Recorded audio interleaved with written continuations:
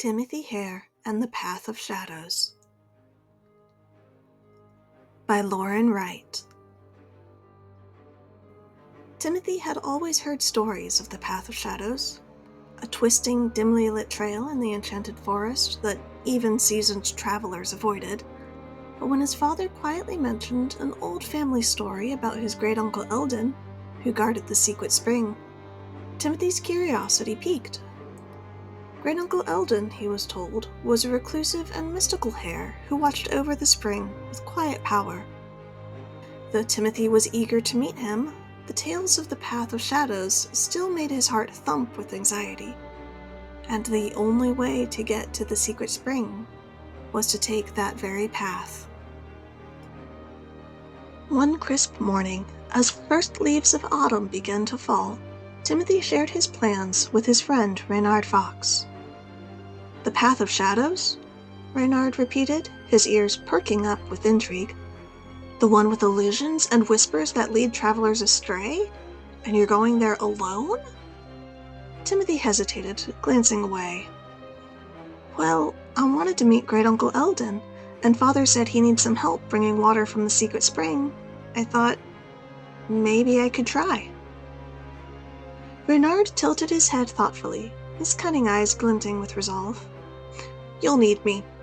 I know all the trails of the forest, illusions or not. And if the path tries to trick you, well, 2 clever heads are better than 1. Relieved and grateful, Timothy nodded and accepted his friend's help. Together, they set off into the forest, guided by the gentle rustle of the leaves and the quiet mystery of their quest. As the 2 friends entered the Path of Shadows, they were met with an eerie stillness. Trees grew close together, their branches intertwining above like dark webs, allowing only small patches of light to filter through. Timothy's whiskers twitched as shadows shifted strangely along the path, stretching and curling as if they were alive. He could feel the forest's magic here, stronger, sharper, and undeniably watchful. At the first bend, they encountered their first trial. The trees began whispering, soft voices winding through the air like silk threads. Words floated in Timothy's ears, gentle yet unsettling, a suggestion that he turn back. Reynard, however, listened intently, his sharp eyes narrowed. "Listen carefully, Timothy," Reynard said softly, his voice steady. "Those whispers are just a distraction, meant to confuse us and make us doubt. Follow the sound of my voice instead." Timothy nodded, focusing on Reynard's calm tone as they continued forward.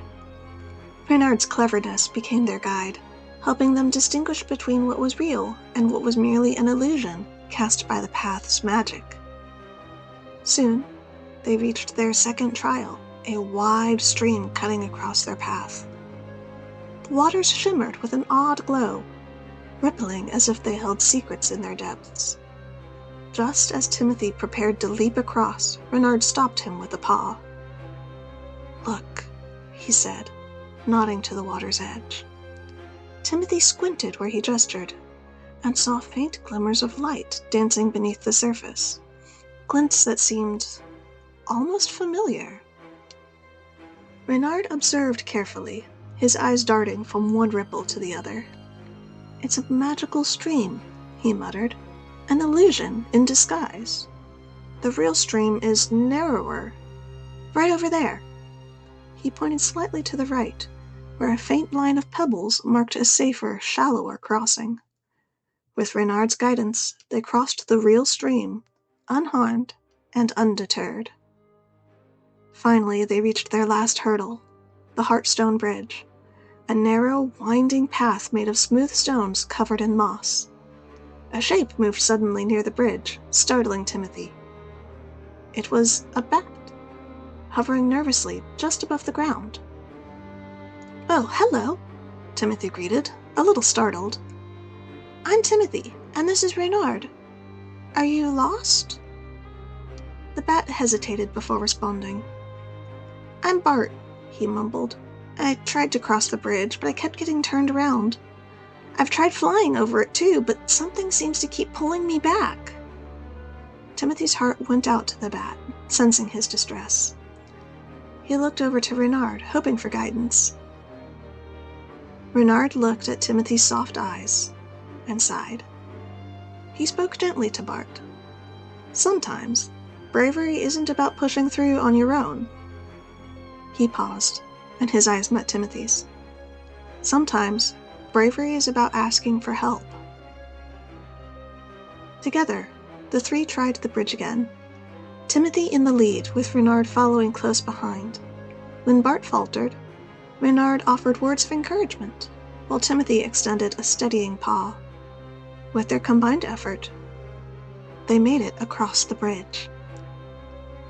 Once on the other side, Bart looked at them with gratitude. "Thank you. I didn't know strangers could be so kind. I won't forget this." With a smile and a farewell, Bart flew off into the darkness, vanishing like a shadow. A short time later, Timothy and Reynard finally arrived at the secret spring. There, by the edge of the water, sat Eldin, a wiry, frail hare with silver fur, his frame delicate yet full of a quiet strength. His eyes gleamed as he took in Timothy and Reynard.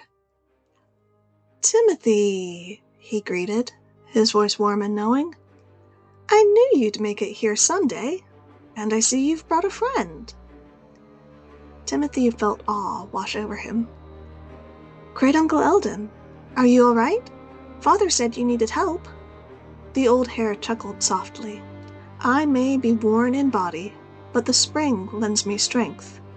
He dipped a paw into the water, and it glowed under his touch. "But even a guardian needs help now and then, especially from family."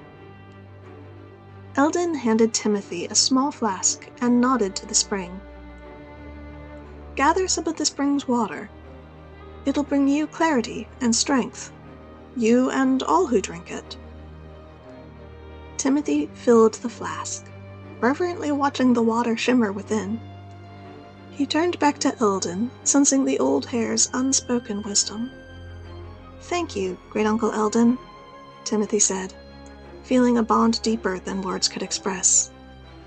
"We'll be sure to remember all we've seen today." Reynard grinned, holding up the flask with pride. "And perhaps, in the end, it was both kindness and cleverness that helped us through." As they left the secret spring, Timothy felt his heart light with newfound courage, grateful not only for his wise uncle, but also for the friend who had helped him along the way. The flask's soft glow illuminated their path as they returned, their bond to each other and the forest stronger than ever.